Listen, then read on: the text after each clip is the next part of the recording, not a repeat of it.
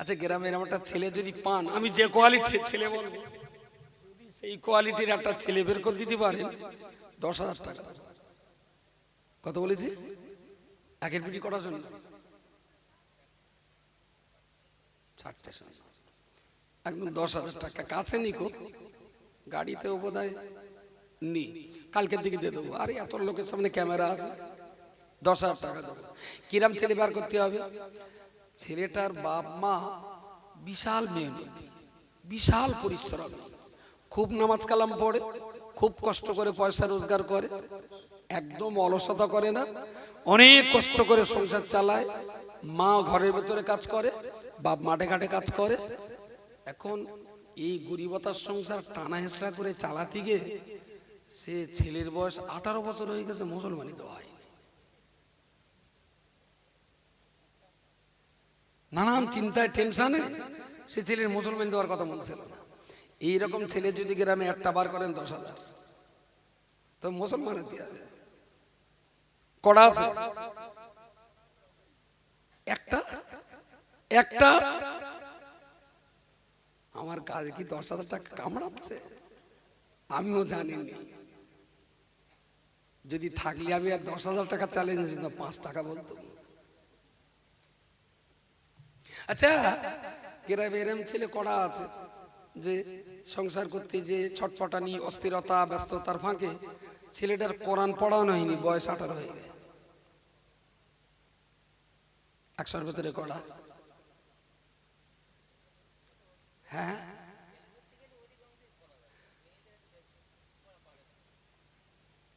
তাহলে এদের কাছে কোরআন তেলাওয়াতের গুরুত্ব নেই, হাজামের ক্রিয়াটার বিরাট গুরুত্ব। মনে হচ্ছে যেন জান্নাতের হেড অফিস, ওইটা না কাটলে কোনো মতেই মুসলমান হওয়া যাবে না। আরে হাজামগুলোর হদ্দলে টলে টলে দরকার, বিশাল পেটার দরকার হাজামগুলো।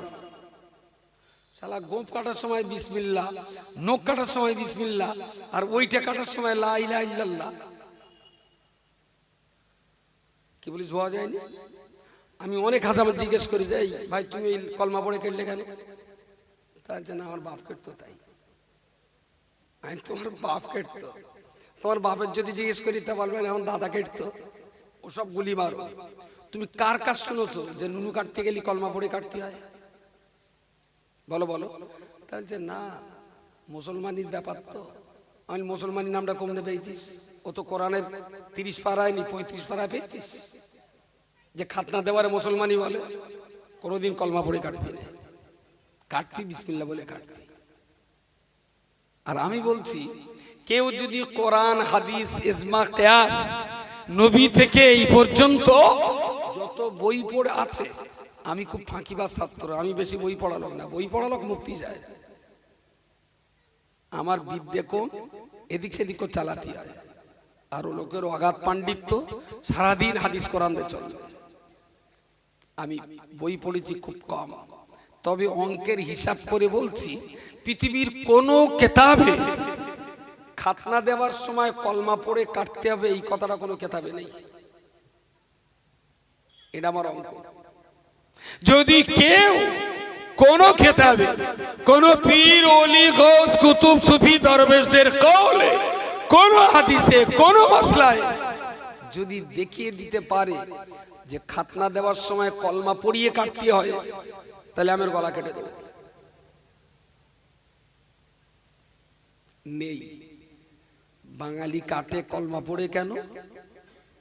পড়ো, এরকম একটা চিমটি বানাতে ধরে নিলে, ধরে নে, এবার ওদিকে নানা চোখ ধরে গেছে, পড়ো লা ইলাহা ইল্লাল্লাহু মুহাম্মাদুর রাসূলুল্লাহ বলে ওটা কেটে রেদে বেঁধে টেঁধে দিলে, তার মানে ছেলো অন্য কিছু, এই কলমা পড়ে আগা কেটে বাদ দিলুম, তুমি আজকে মুসলমান হয়ে গেলে। বুঝতে পারেননি? বাঙালির মগজে এই বিষাক্ত ভাইরাস ঢুকিয়েছে হাজাম করা। কেটা বলেছে আগা কাটলি মুসলমান হয়? কোন হাদিসে আছে জয়টা কাটলি মুসলমান হয়? আমি একটা জেদ করে লেগুলুম, সব মনাস করে দিলে সৌরির মেয়েটা আমার 6 ছেলে, ছোট ছেলে এই আজকে এখানে, সে বোধহয় গাড়ি তুলে দেখে যাবে। আমার টার্গেট ছিল ওর মুসলমান দেবো না। সত্যি সত্যি যে একটা অন্তত বাঙালির চোখে আঙুলদের দেখাতে হবে যে খাতনা না দেও মুসলমান হওয়া যায়। এখন বউ 2 বছর ধরে লেগে রয়েছে, ওর একটু খাতনাটা দিয়ে দেন, খাতনা দেন না। 6টা তো ছেলে, 5টা তো দিয়েছি, এটা থাক না, এমনি ছোট কাটলে আরো ছোট হয়ে যাবে, থাক। এখন যতবার বলে আমি বলি না, আমি বিরোধী এই জন্যই। আর সত্যি সত্যি আমার রাখার ইচ্ছা ছিল। খাতনা দেওয়াটা সুন্নাতে মুআক্কাদা, দিলে সওয়াব হবে, না দিলে আমার একটু গোনা হবে। আমার কোচির কোনো গোনা, ও তো ছেলে মানুষ, ওর তো পাপ গোনা কিছু, তাহলে আমার একটু গোনা হবে। কতটা গোনা হবে? মাগরিবের 2 রাকাত, 3 রাকাত ফরজের পরে যে 2 রাকাত সুন্নত পড়তে হয়, ওই 2 রাকাত সুন্নত না পড়লে যতটা গোনা হয়, কোচির খাতনা না দিলে আমার ততটা গোনা হবে। কে বলিস বোঝা যায়নি? আর সুন্নত তরক করার জন্য জাহান্নামে পড়তে হবে না, তবে আল্লাহ ধমকাবেন। আল্লাহ ধমকাবেন, কেন তুমি আমার নবীর সুন্নতটা পালন করোনি? তাই বললাম একটু গোনা, 2 রাকাত সুন্নত কাজা করলি যে গোনা হয়, কোচির খাতনা না দিলি সেই গোনা হবে। তা একটা ছেলের জন্য আমার গোনাটা হোক, ওর কাটবো না। ইচ্ছা আছে ওরে হাফেজ করব, ইচ্ছা আছে যদি আল্লাহ তকদিরে রাখে ওর ভালো মাওলানা করব, আর ওর গলাটা ভালো, ইচ্ছা আছে ওর কারি পড়াবো। হাফেজ মাওলানা কারি হয়ে ওর অন্য কোনো কাজে দেবো না, ওর একটা ভালো মসজিদে ইমামতি করতে দেবো। যখন শ্রীরামপুর মসজিদে বিজ্ঞাপন দেখবে আমাদের মসজিদের ইমাম মরে গেছে, একটা ইমাম লাগবে, আমার ছেলেও এখানে পরীক্ষা দেবে, দেখ গ্রামের লোক বিরাট স্বার্থে, আরে মাতিন সাহেবের ছেলে তাদের কারি হাফেজ মুফতি, কারি হাফেজ মাওলানা, মাতিন সাহেবের ছেলে ফাঁস হয়ে গেল। কোচি তো হাসতে হাসতে বলতে, আবু আমি সে পরীক্ষা দিলাম, ফার্স্ট হয়েছি, আমি তাহলে ইমামতি করতে হবে। তা কবে যেতে বলেছে? বলছে আবু সামনে শুক্রবার আমার জাতি বলেছে। তা প্রথম দিন ছেলে ডাললে আমিও এসেছি, ঠিক আজানের সময় লোকজন সব এসে গেছে, আজানের পরপরই সবাই এসে গেল। আমি মসজিদে দাঁড়িয়ে বললাম, ভাই যেহেতু আমার ছেলেটা ইমামতি করবে, তা আমার 2টো কথা বলার আছে। কি? বললাম আমার এই কোচি আপনারা যে ওর ইমাম হিসেবে নিযুক্ত করেছেন কি দেখে? তা বললো আপনার কোচির কোরআন তেলাওয়াত ভালো। আমি বলি আর কি? আপনার কোচি নামাজের মশলা বলতে পেরেছিল ইন্টারভিউতে। আমি বললাম আর কি? তা বললো আপনার কোচি বেশ ভারী কারি লোক, মাখরাজ ভালো, উচ্চারণ করা স্পষ্ট। আমি বললাম এগুলো দেখে পছন্দ হয়েছে? তা বললে হ্যাঁ। তাহলে আপনারা নামাজ পড়ুন, আর আপনাদের বলে দিচ্ছি আমার কোচির দোষ না, দোষটা আমার কোচির ছোট বয়সে খাতনা দেওয়া হয়। কোচি এসে নামাজ পড়াও, গ্রামের লোক নামাজ পড়বে?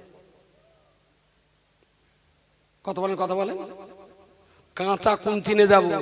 তাহলে হারামি হয় নামাজ পড়, অন্যায় বল কোন জায়গায় লেখা আছে খাতনা না দিলি তার নামাজ হবে না, এটা বের কর। আমি এখান থেকে বই কার মতো নাগাস যে ইমামের খাতনা না দেওয়া থাকলে ওর যে নামাজ হবে না, এটা দেখানো লাগবে।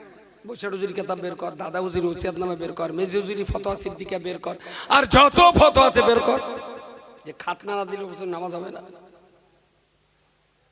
বের করতে পারবে গ্রামের লোক, কিন্তু নামাজ পড়বে? বলেন শালা ফতোয়ার উত্তরও দেবে না, নামাজ পড়বে না, তাহলে বসে ব্যাগা বেলা। এত পরিমাণ একটা ভাইরাস ঢুকে গেছে ওই ব্যাপারটা, মনে করেছে পড়া শুনো, নামাজ কালাম কোরআন কিচ্ছু লাগবে না, শুধু আগা কাটলেই যাবে না। ভেবেছিল বইটা না কেটে সমাজকে একটু চোখে আঙুল দিয়ে দেখিয়ে দেব যে আগা না কেটেও জান্নাতে যাওয়া যায়।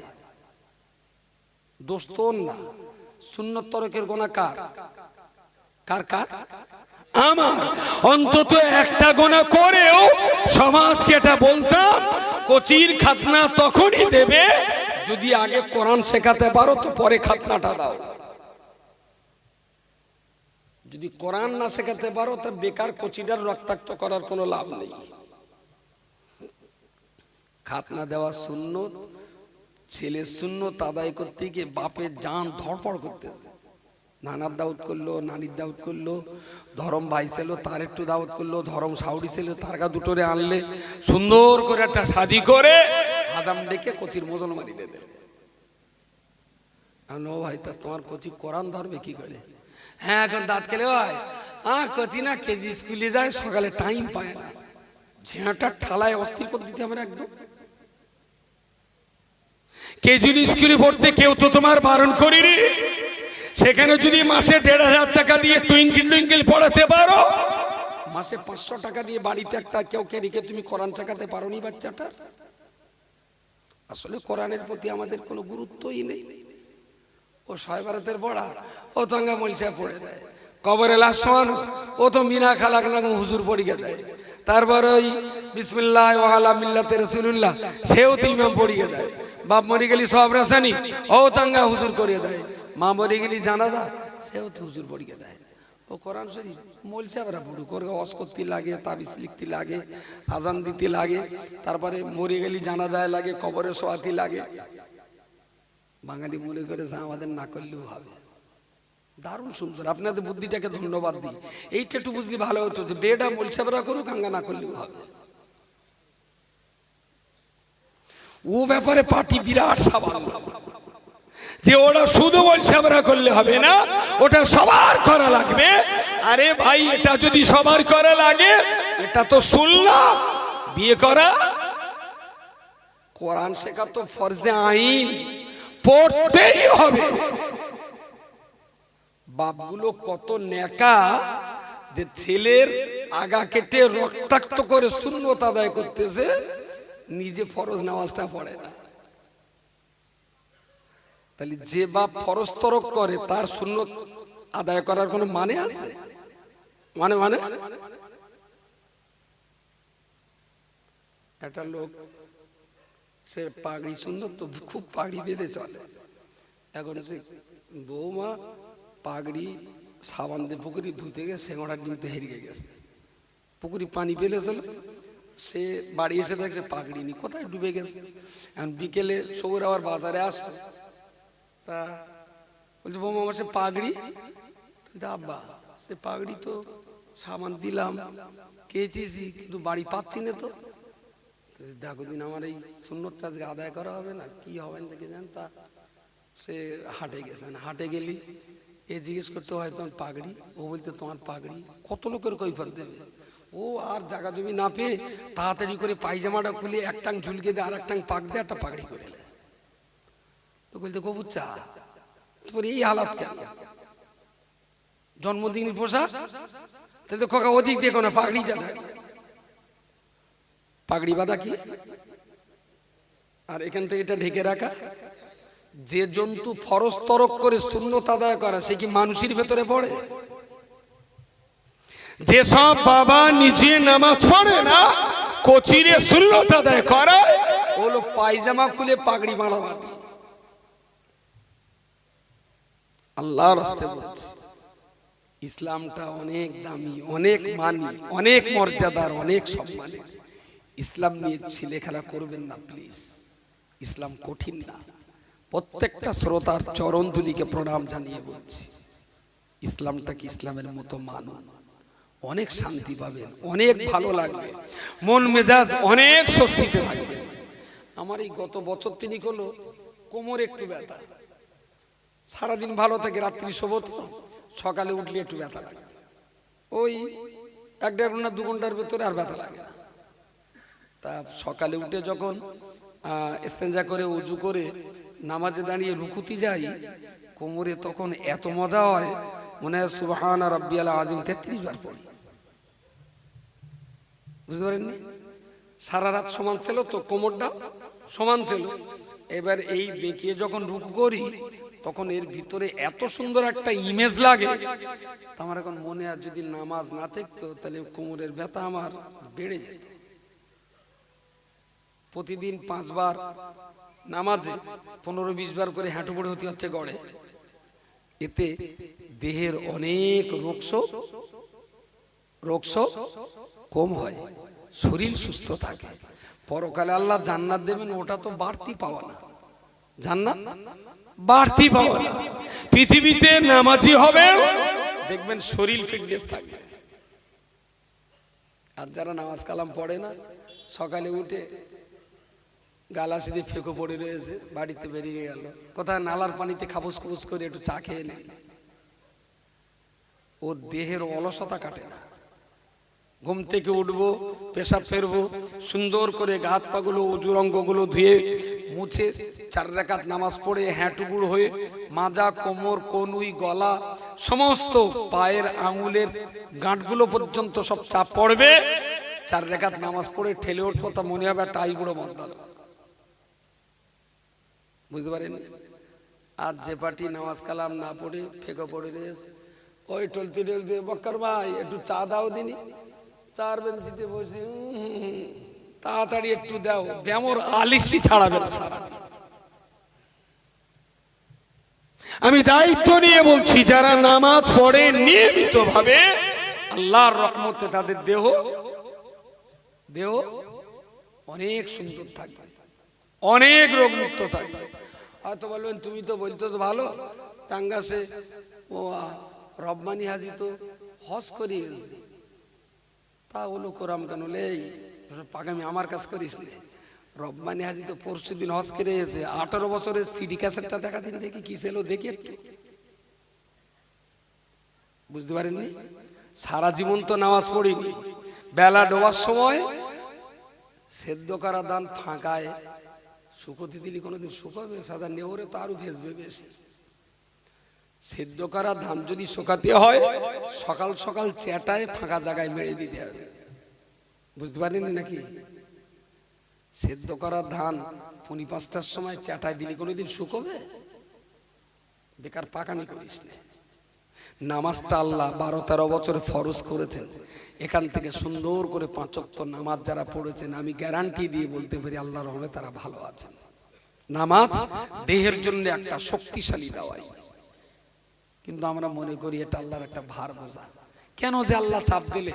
আরে জন্তু, আল্লাহ তোমারে নামাজ তোমার ভালো রাখার জন্য, তোমারে ভালো রাখার জন্য আল্লাহ নামাজ দিয়েছে। এতে আল্লাহর কোনো স্বার্থ নেই। নামাজ পড়বেন তো ভালো থাকবেন, নামাজ না পড়লে এরকম কলেরা টঙ্কারা পক্ষঘাত লেগেই থাকবে। আমার আলোচনা একদম শেষ মুহূর্তে এসে আপনাদের দুটো পায়ে ধরে বলছি, আমার বাড়ি বইকারায়, আমার গোটা পরিবার আপনাদের কম বেশি জানা আছে। আল্লাহর রাস্তায় বলছি, এখনো যে কটা দিন বেঁচে আছেন, একটু সিস্টেমেটিক্যাল লিগ্যাল ওয়েতে গ্রামের সব বাচ্চা যাতে কোরআন পায়, গ্রামের সব মায়েরা যাতে একটু শিক্ষার সুযোগ পায়, যে গ্রামের বৃদ্ধরাও যাতে একটু অন্তত কোরআনটা শিখে কবরে যেতে পারে, সবাই যাতে একটু আল্লাহকে চিনে জেনে বুঝি উপলব্ধি করে সেজদায় মাথা দিয়ে পড়তে পারে সুবহান রাব্বিয়াল আ'লা। চেষ্টাটা করুন, নিশ্চিত আমরা ফলটা ভালো পাবো। যদি কেউ আমাদের ডাকে সাড়া না দেয়, তবুও তো আল্লাহকে বলতে পারবো, আল্লাহ চেষ্টা করেছিলাম, তোমার বান্দারা আমাদের ডাকে আসেনি, অন্তত নাজাতের রাস্তাটা ক্লিয়ার হয়ে যাবে। যদি চেষ্টা না করি, ইহকালও শেষ, পরকালও শেষ। আমার বলা বক্তব্য শেষ। আচ্ছা, আমার এই 1 ঘন্টা 20 মিনিটের বক্তৃতার পর আপনাদের কিছু বলার আছে আমার কাছে? কি বলার আছে একটু বলেন দিন, আপনাদের খাতির করে দেখি। আমার কাছে আপনাদের কিছু বলার থাকলে একদম খোলা মনে বলেন। আর আমার কোম্পানি তো নিমাই কোম্পানি, ভয় পাওয়ার কোনো জায়গা নেই, এ তো দেশি কোম্পানি। কোন রকম কিছু যদি বলার থাকে একটু বলবেন।